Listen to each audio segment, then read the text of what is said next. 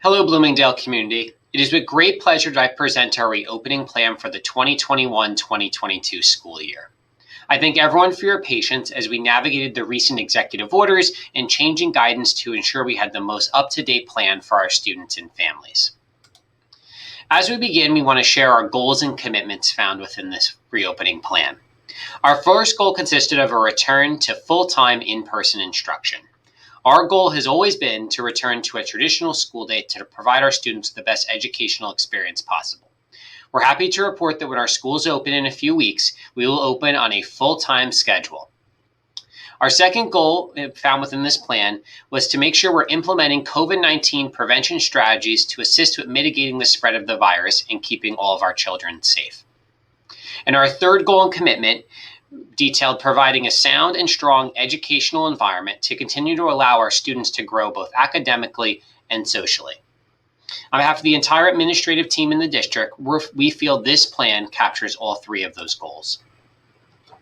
To begin, we're going to detail the health and safety protocol that we will follow to begin the school year.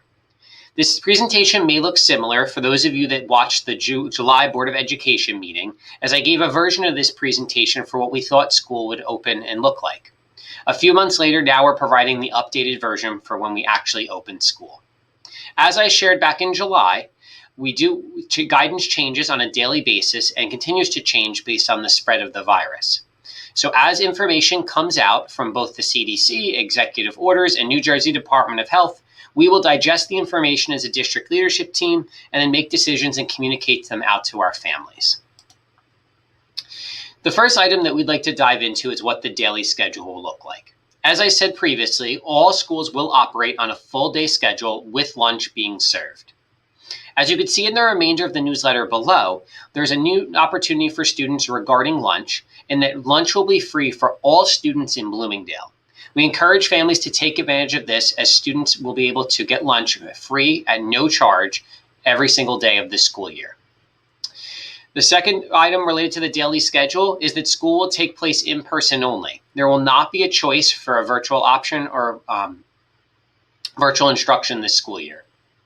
Individual school times and bell schedules, such as start and end, can be found in this newsletter and on the individual school website. Our second item in the reopening plan deals with mask wearing. As many of you are aware, in accordance with Executive Order 251, masks are required for all students and staff when in the school building. Per the CDC, masks must also be worn on school buses, as they are considered a form of public transportation. Students will be permitted to remove masks during lunch, snack, times of physical education and recess, and also any time when they are outside the school building. In regards to physical distancing, desks will be spaced at least 3 feet apart in all of our classrooms at all levels. Again, that is at least 3 feet apart, with some of our classrooms being larger and allowing for further distancing. Each classroom will utilize assigned seating to allow for contact tracing to take place if needed. And students in our elementary schools, MBD and SRD, will continue to use desk shields on every other row. It is recognized that some students have a challenging time with the desk shield due to medical or vision reasons. If you feel your child fits that need, please reach out to your child's classroom teacher and school nurse so we could help work with you to ensure their educational needs are being met. In regards to lockers and locker rooms, this mostly relates to Walter T. Bergen. Students at Walter T. will be assigned hallway lockers to use this year. Locker assignments have been done strategically to ensure 2 students from the same class will not be next to each other, and therefore when a class is let out to go to their lockers, there will always be appropriate distancing held in the hallway. At this time, we are not prepared to use our locker rooms, so students will not be changing for physical education, and we will not be using the school locker rooms at this time. I did mention lunch a little while before regarding all students being able to partake in free lunch. Lunch will take place this year in the cafeteria at Walter T. Bergen and SRD. To overcome some of the obstacles that prevented us from opening on a full-time schedule last year, we did add additional tables and chairs and manipulated the schedules in the buildings to ensure students are spread out and can eat in our cafeteria settings. Martha B. Day, as you know, does not have a cafeteria, but lunch will take place like it normally does within the gym setting, and students will also be spread out.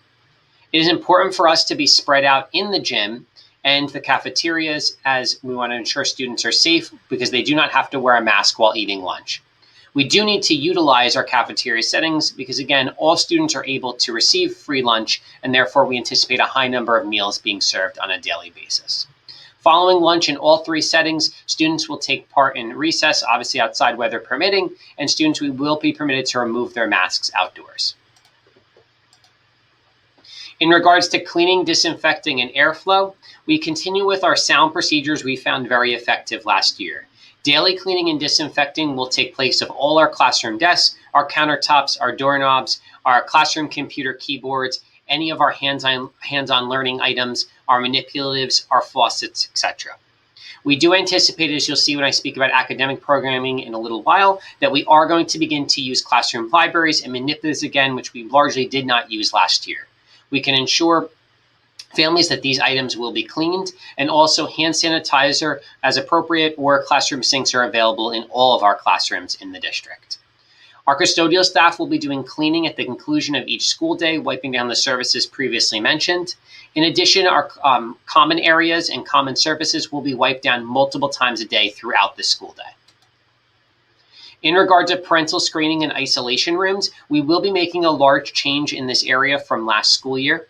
We're going to continue to educate parents on the symptoms and families, as is our duty, of COVID-19. However, we are going to largely, like we did last year, encourage families to make the decision of whether those symptoms are present in their children. The large change comes in that we will not require families to complete the daily attestation form, the COVID-19 form, each day. Again, we're relying on our families that if the COVID-19 symptoms are present, that you keep your child home. And as always, please know that our school nurses are here to assist if you have any questions, in addition to your child's regular pediatrician. For children that do start to show symptoms in school, we will, like in the years past, designate an area where they could wait for their parents to be picked up as an isolation room within our school. But again, the large change coming that there will be no daily attestation form for students or staff to be filled out at the start of each school day. In regards to quarantining and remote instruction, we will follow the identical guidelines of the New Jersey Department of Health for quarantining. The guidelines can be found via the link in the presentation, which is in the newsletter. There's a nice infographic that explains what the quarantine, most up-to-date procedures are for quarantine, and when the quarantine guidelines end for either a vaccinated individual or a non-vaccinated individual, also in addition to testing. As the New Jersey Department of Education has said, there will be no remote instruction by choice. However, remote instruction will be available in the event that a quarantine needs to take place. Students will have the opportunity to participate if they are quarantined virtually in the classroom by listening into parts of the lesson and then working independently. We know well that nothing replaces in-person instruction. However, students will be able to observe, in a similar modality to last year, certain parts of the direct instruction of the lesson, and then it'll be provided with independent work that they would be completing off camera. Again, our goal is to mitigate as many quarantine situations as possible to allow for the fullest in-person instruction possible. In the event that we needed to do a larger scale classroom quarantine, that would be handled completely remotely, and information would be sent out from the principal at this time. In regards to academic planning, the district has taken important steps to ensure that academic needs are being met for each and every student. We've ensured that we have a rich academic experience, and like I said earlier in our goals, we ensured our plan was a rich academic experience, understanding that social emotional development also has to be at our forefront. We're ensuring that we're returning to research best practices that were largely absent from last year, such as the use of manipulatives, small group instruction, and changing of classes. We feel at this time that we could do those items confidently within safe procedures, ensuring our students' safety while also balancing the strong educational environment that we know everybody needs. We are going to assess with frequency and fidelity to gauge how our students are progressing within the curriculum and strategically target any of our areas of weakness. All three buildings have time built into their schedule for academic advisory and assistance and intervention work should we see students have specific areas of weakness, and they will be addressed. At our SRD and MBD, we do have intervention staff on site to assist with any students that are struggling and need additional intensive academic interventions. And as always, our student services support staff will continue to work hands-on with teachers to ensure the emotional needs of students are being met. Again, this presentation details our current reopening plan for the district. As always, things in our world change and guidance changes. And as I said previously, we'll be sure to update families anytime there is a change to our reopening plan. I thank you for your continued support as we move forward with the 21-22 school year. And if at any time you have questions about a reopening plan or specific building-based questions, please reach out to your child's building principal and they'd be glad to help. Thank you, and I wish you a wonderful 21-22 school year.